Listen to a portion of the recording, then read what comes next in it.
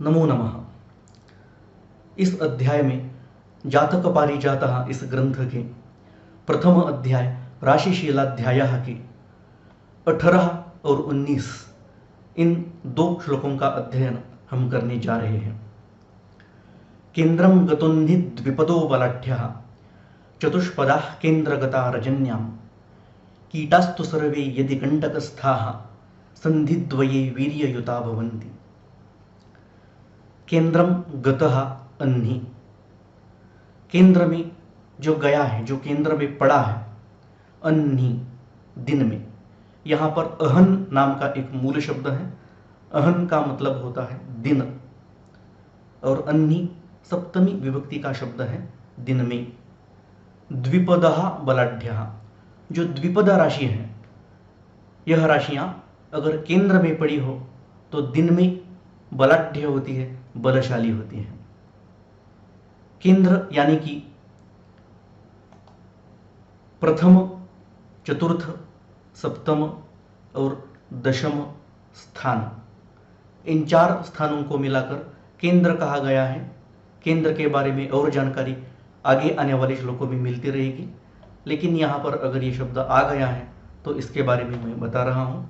प्रथम, चतुर्थ, सप्तम और दशम, इन चार स्थानों को मिलाकर केंद्र कहा गया है, क्योंकि ये केंद्र है, इस कुंडली का सेंटर है, केंद्र है। तो जो राशि यहाँ पर केंद्र स्थान में इन चार स्थानों में से किसी भी एक स्थान में पड़ी हो और अगर वह द्विपद राशि हो तो वह दिन में बलशाली होती है। अब द्विपद राशियां कौन सी हैं? इसी अध्याय में हम पढ़ चुके हैं। कन्या नृयुग्म घटतौली शरासनद्या लग्नान्विता यदि नरा द्विपदा बलाढ्या। आपकी जानकारी के लिए मैं यहां फिर एक बार लिखता हूं। क्या पढ़ा था हमने? कन्या नृयुग्म घटतौली शरासनाद्या, इन राशियों को द्विपदा राशियां कहा गया है। यानी कि कौन कौन सी राशि? कन्या, नृयुग्म मतलब मिथुन राशि, इंसान का जोड़ा नृयुग्म। उसके आगे है घट, कुंभ राशि। उसके बाद तौली मतलब तुला राशि। शरासन आद्या, शरासन धनु राशि को कहा गया है, तो धनु राशि का आद्य यानी कि पूर्वार्ध, ये सब द्विपद राशियां हैं। यह राशियां अगर केंद्र स्थान में पड़ी हो तो इनका दिन में बल बहुत ज्यादा होता है। आगे चतुष्पदाः केंद्रगता रजन्याम, चतुष्पद राशियां अगर केंद्र स्थान में पड़ी हो तो रजन्याम, रजनी यानी रात, रजन्याम फिर से सप्तमी विभक्ति का शब्द है, रात में बलशाली होती है, बलाढ्य होती है। केंद्र स्थान हम पढ़ चुके हैं, प्रथम, चतुर्थ, सप्तम और अष्टम। राशियां केंद्र में ही बलशाली होती है। अगर द्विपद राशियां हैं तो दिन में बलशाली होती है, अगर चतुष्पद राशियां हैं तो रात में बलशाली होती है। चतुष्पद राशियां कौन सी है? हमने ये भी पढ़ा था। चापा परार्ध हरिगो मकरादि मेषा मानस्थिता बलयुताश्च चतुष्पदाख्या। आपकी जानकारी के लिए फिर से एक बार यहां पर मैं लिखता हूं। चतुष्पद राशियां हमने लिखी थी। चापा परार्ध हरि गो मकरादि मेषा, इनको चतुष्पद राशियां कहा गया है। चाप अपरार्ध, चाप यानी कि शरासन, धनु राशि, धनु राशि का अपरार्ध यानी कि उत्तरार्ध 16 डिग्री से आरंभ करके 30वीं डिग्री तक। उसके बाद हरि, हरि सिंह राशि है। गो वृषभ राशि की संज्ञा है। उसके बाद मकर आदि, मकर राशि का आदि यानी कि पूर्वार्ध, और उसके आगे मेष राशि है। ये चतुष्पद राशियां हैं। यह राशियां अगर केंद्र स्थान में पड़ी हो तो रात में बलशाली होती है। और इसके बाद कहा गया है कीटाहा तु सर्वे, सब कीट राशियां। अब कीट तो केवल वृश्चिक राशि के लिए कहा गया है, लेकिन कीटाः यहाँ पर बहुवचन है, इसके लिए सब जल राशियां यहाँ पर हम समाविष्ट करेंगे। कीट तो जलाश्रय राशि है, वृश्चिक राशि, लेकिन बहुवचन होने की वजह से सब जल राशियां यहाँ पर हम लेंगे। कंटकस्थाः, कंटक यानी कि केंद्र, एक ही चीज है। कंटक और केंद्र समानार्थक शब्द है। सब जल राशियां अब कौन सी हैं, ये भी हमने पढ़ा है। मृगा परार्धान्त्य कुलीर संज्ञा जलाभिधाना बलिनश्चतुर्थे जलाश्रयो वृश्चिक नामधेयः ससप्तम स्थान गतो बलि स्यात्। इन श्लोकों में भी हमने पढ़ा था कि केंद्र में ही राशियां बलशाली होती हैं। कौन कौन सी राशियां जल राशियां हैं? मृगा परार्धन्त्य कुलीर संज्ञा, कौन कौन सी राशि हो गई? मृग यानी कि मकर राशि, लेकिन अपरार्ध कहा गया है। मकर राशि का अपरार्ध यानी उत्तरार्ध। उसके बाद अंत्य, अंतिम राशि मीन राशि है। कुलीर कर्क राशि का शब्द है। और जो वृश्चिक राशि है, वृश्चिक राशि तो जलाश्रय राशि है, इसी को कीट शब्द कहा गया है। यह सब जो राशियां हैं, यह राशियां केंद्र में पड़ी हो तो ही बलशाली होती है। लेकिन कब? हम कालबल देख रहे हैं। इस श्लोक में हमको कालबल देखना है कि कब बलशाली होती है, कौन सी राशियां। दिन में द्विपदा राशियां बलाढ्य होती है, रात में चतुष्पद राशियां बलशाली होती है, और जो जल राशियां हैं वह राशियां संधि द्वये, दोनों संधि काल में, संधि काल यानी कि क्या है?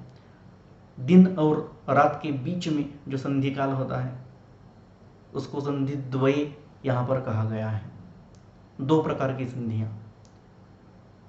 सुबह जल्दी, जब सूरज उगने से पहले जो प्रकाश होता है, रात समाप्त हो गई लेकिन सूरज की किरणें अभी तक धरती पर नहीं पहुंची हैं, यह एक संधि काल है। और शाम को सूरज ढलने के बाद, अंधेरा अभी तक हुआ नहीं है, सूरज तो ढल चुका है, इस बीच जो थोड़ा सा प्रकाश होता है उसको भी संधि काल कहा गया है। इस संधि काल में वीर्ययुता यानी कि बलाढ्य होती है। हमने इस श्लोक में पढ़ा कि राशियों का बल कब होता है। स्थान बल तो हमने पहले ही पढ़ा है, केंद्र में ही राशियां बलशाली होती हैं। यहां पर भी फिर से एक बार बताया है, केंद्र में ही बलशाली होती है। लेकिन यहां पर इस श्लोक में काल बल हमको पढ़ना है कि कब राशियां बलशाली होती हैं। तो हमने पढ़ा कि द्विपदा राशियां यानी कि कौन सी राशियां? यहां पर हमने लिखा है कन्या, मिथुन, कुंभ, तुला और धनु राशि का पूर्वार्ध। यह अगर केंद्र में पड़े हो तो दिन में बलशाली होते हैं। चतुष्पद राशियां कौन सी? धनु राशि का उत्तरार्ध सिंह, वृषभ और मकर राशि का पूर्वार्ध मेष। यह राशियां अगर केंद्र में पड़ी हो तो रात में बलशाली होती है। और वृश्चिक के साथ जल राशियां यानी कि मकर राशि का उत्तरार्ध, मीन, कर्क और वृश्चिक, यह सब केंद्र में पड़े हो तो दोनों संधि काल में बलशाली होते हैं। अब पढ़ेंगे श्लोक क्रमांक 19। यहां पर राशियों का और एक विभाग किया है जिसका नाम है धातु, मूल और जीव। धातुर्मूलम जीव मित्याहुरार्या मेषादीना मोज युग्मे तथैव स्वर्णात् धातुर्मृत्तिकान्तं तृणान्तं वृक्षान्मूलम जीवकूटस्य जीवः। पहली जो राशि है मेष, वो धातु संज्ञक है, मेष को धातु कहा गया है। जो दूसरी राशि है वृषभ, इसको मूल कहा गया है। जो तीसरी है मिथुन, ये जीव संज्ञक है। फिर से इसी क्रम से चौथी कर्क राशि धातु, पांचवी सिंह राशि मूल राशि है, छठी कन्या राशि जीव राशि है।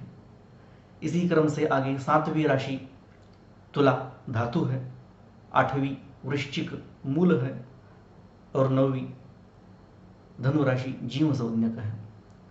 10वीं मकर राशि धातु है, 11वीं कुंभ राशि मूल है और 12वीं मीन राशि जीव है। जीवम इति आहुहु आर्याः, जो आर्य विद्वान लोग जो है इन्होंने आहुहु, इन्होंने कहा है, ये कहते हैं। मेष राशि से प्रारंभ करते हुए धातु मूल जीव इस क्रम में राशियां लिखनी है। इसका मतलब क्या है? अगर एकादश स्थान में धातु संज्ञक राशि पड़ी है तो इसका मतलब है कि उस विशिष्ट जातक को धातु से लाभ हो जाएगा। अगर मूल संज्ञक राशि लाभ स्थान में पड़ी हो तो उस जातक विशिष्ट को मूल से लाभ हो जाएगा। धातु क्या है, मूल क्या है, आगे आने वाले चरण में, तीसरे और चौथे चरण में लिखा है।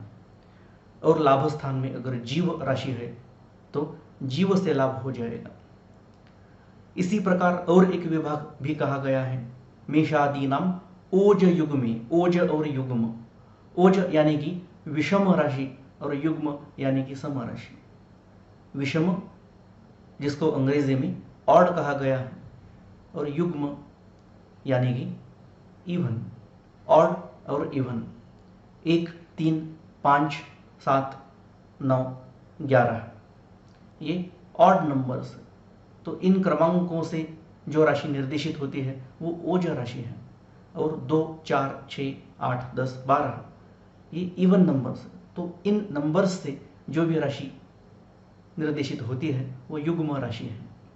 मेष से प्रारंभ करके मेष ओज है, वृषभ युग्म है, तीसरी राशि मिथुन ओज है, चौथी कर्क युग्म राशि है, 5वीं सिंह राशि ओज राशि है, 6ठी कन्या राशि युग्म राशि है, 7वीं तुला ओज है, 8वीं वृश्चिक युग्म राशि है, 9वीं धनु राशि ओज राशि, 10वीं मकर राशि युग्म है, 11वीं कुंभ ओज और अंतिम 12वीं राशि युग्म राशि है। धातु मूल जीव इस क्रम से भी एक भेद कहा गया है और ओज युग्म यह भी राशियों का एक भेद है। अब धातु मूल जीव यानी कि क्या, यह तीसरे और चौथे चरण में बताया है। स्वर्णात् मृत्तिकांतम धातु, स्वर्ण से लेकर सोना गोल्ड, सोने से लेकर मिट्टी तक, मृत्तिका यानी कि मिट्टी, सब कुछ धातु है। सोना है, चांदी है, लोहा है, ये सब धातु ही तो है, इनको धातु कहा गया है। और वृक्षात तृणांतम मूलम, वृक्ष से लेकर तृण यानी कि घास तक सब मूल है, सब पेड़ पौधे मूल है। और जीवकूटः सह जीवः, जो भी प्राणधारी जीव है, मनुष्य है, जानवर है, यह सब जीव संज्ञक है। इसका मतलब लाभ स्थान में अगर धातु संज्ञक राशि पड़ी हो तो सोना, चांदी या कोई भी मटेरियल, यहाँ पर प्लास्टिक का नाम नहीं लिखा है। यह श्लोक जब लिखा था तब प्लास्टिक का आविष्कार तो हुआ नहीं था, लेकिन उसकी भी गिनती धातु में ही की जाएगी। सब जो भी मटेरियल है धातु है, धातु से जातक को फायदा होगा, यानी कि धातु के व्यापार से फायदा होगा। अगर मूल संज्ञक राशि लाभ स्थान में किसी के हो तो पेड़ पौधों से फायदा होगा, खेती से फायदा हो सकता है, इन वनस्पतियों से जो औषधियाँ बनती हो उनको बेचकर फायदा हो जाएगा। और अगर जीव संज्ञक राशियाँ जो है उनमें से कोई भी राशि लाभ स्थान में पड़ी हो तो जातक को जीवों से फायदा होगा, जानवरों से, गाय हो, भैंस हो, इनसे फायदा हो जाएगा। या फिर उसके पास इंसान जो है, जो कि नौकर चाकर भी हो सकते हैं, उनसे भी उसको फायदा हो जाएगा।